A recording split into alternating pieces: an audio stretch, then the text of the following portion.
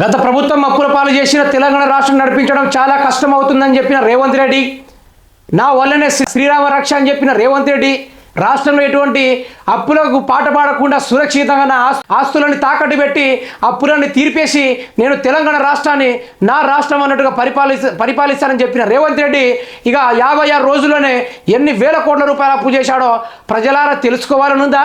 ఒకసారి తెలుసుకుందాం రండి. 56 రోజుల్లో అప్పు 5,400 కోట్ల రూపాయలు 56 రోజుల్లోనే. గత ప్రభుత్వంతో పోల్చుకుంటే ఈ ప్రభుత్వం 56 రోజుల్లోనే హైట్రిక్ కొట్టేసింది. మరో 2,000 కోట్లు ఆర్బీఐకి రాష్ట్ర సర్కారు ఇండెంట్. వచ్చే 3 నెలల్లో 9,000 కోట్ల అప్పుకు ప్రణాళిక. ఈ నెల 6న రిజర్వేర్ బ్యాంకులకు బాండ్ల వేలం. రాష్ట్రంలో కాంగ్రెస్ అధికారంలోకి వచ్చిన తరువాత రాష్ట్ర ప్రభుత్వం గత 56 రోజుల్లోనే ఆర్బీఐ నుంచి 5,400 కోట్లు అప్పులు చేసింది. మరి 5,400 కోట్ల రూపాయలు అప్పులు చేసినప్పటికీ రైతు బంధు ఎందుకు 3 ఎకరాల దాకా పడలేదు రేవంత్ రెడ్డి గారు? అన్ని కోట్ల రూపాయలు వచ్చినప్పటికీ మరి కేసీఆర్ భర్తీ చేసిపోయిన టీఎస్పీఎస్సీ ఉద్యోగాలు భర్తీ చేసి వారికి ఉద్యోగాలు ఇచ్చి వారికి జీతాలు ఇస్తే ఏమైంది రేవంత్ రెడ్డి? మరి ఇవన్నీ మీరు బాగు చేయాల్సింది పోయి మీరు ఏదైతే ఒప్పుకున్న 4,000 పింఛన్ ఏదైతే ఉందో ఆ పింఛన్ కూడా ఇప్పుడు దాకా చెల్లించుకున్న 2,000 ఇవ్వడానికి నానా రకాలుగా తంటాలు పడుతున్న ఈ ప్రభుత్వము ఇన్ని వేల కోట్ల రూపాయలు ఏం చేస్తున్నారు? రేవంత్ రెడ్డి మీ ప్రభుత్వాన్ని ప్రశ్నిస్తున్నాను, ప్రజల తరపున నేను ప్రశ్నిస్తున్నాను, మీరు దీనికి సమాధానం చెప్పుకోవాలి. తాజాగా మరో 2,000 కోట్ల అప్పు చేయనున్నది.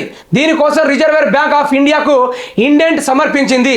దేశవ్యాప్తంగా 14 రాష్ట్రాలు రూపాయలు 26,710 కోట్లకు బాండ్ల వేలం ద్వారా ఇవ్వడానికి ఆర్బీఐ అంగీకారం తెలిపింది. ఆయా బాండ్లకు ఓడి నాయన ముంచిందిరా కరెంటు. తాజా అప్పుల్లో 1,000 కోట్ల రూపాయలు 11 ఏళ్ల కాల పరిమితిలో, మరో 1,000 కోట్ల 21 ఏళ్ల కాల పరిమితిలో తెలంగాణ ప్రభుత్వం తిరిగి చెల్లించాల్సి ఉంటుందని మరో 3 నెలల్లో రూపాయలు 9,000 కోట్ల అప్పులుగా తీసుకోనున్నది. మార్చి వరకు తెలంగాణ తీసుకోనున్న రుణాల వివరాలను ఆర్బీఐ ఇటీవలే విడుదల చేసింది.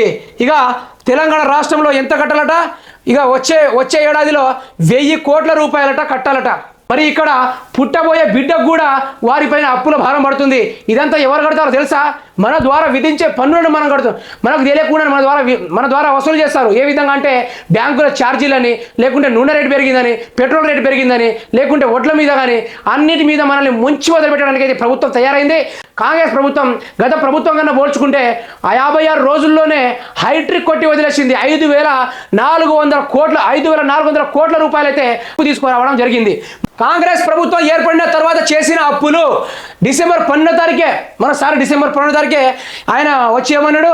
లంకె బిందెలు ఉన్నాయని వస్తే లంకె బిందెలు ₹1 లేకుండా కేసీఆర్ ఎత్తుకుపోయిందని చెప్పిండు. మరి అదే రోజున డిసెంబర్ 12వ తారీఖున 500 కోట్ల రూపాయలు తీసుకొచ్చాడు. మరి ఎవరికి ఇచ్చారా అంటే ఎవరికి ఇవ్వలేదు. డిసెంబర్ 19న 900 కోట్ల రూపాయలు తీసుకొచ్చాడు. మరి అదే రైతు బంధు చెల్లించి పింఛన్దారులకు ఇస్తాడా అంటే అది కూడా ఇవ్వకుండా కాంట్రాక్టర్లకు ఇచ్చుకున్నాడు. మరి జనవరి 9న 1,000 కోట్ల రూపాయలు తెలంగాణ రాష్ట్రంలో ప్రజలందరూ అవస్థలు పడతా ఉంటే 1,000 కోట్ల రూపాయలు జనవరి 9 రోజున తీసుకొచ్చిన పైసలు ఎవరికి ఇవ్వకుండా ఏం చేశారు రేవంత్ రెడ్డి? జనవరి 16న 2,000 కోట్ల రూపాయలు మరి రుణమాఫీ చేస్తానని సంక్రాంతి తెల్లారి.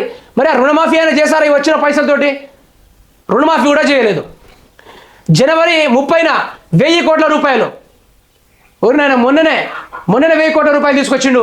విద్యార్థుల జియో 46 రద్దు చేసి వారికి ఉద్యోగాలు ఇచ్చి వారికి జీతాల రూపంలో కూడా ఇవ్వలేదు ఈ పైసలు.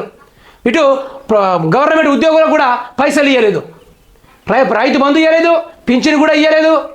అదే నేను చెప్పేది పెంపొందించుకున్న డబ్బులు అది కూడా ఇవ్వలేదు. రుణమాఫీ చేస్తాను అది కూడా చేయలేదు. అప్పులు చూసుకుంటే మాత్రం కొన్ని వేల కోట్ల రూపాయలు ఉన్నాయి.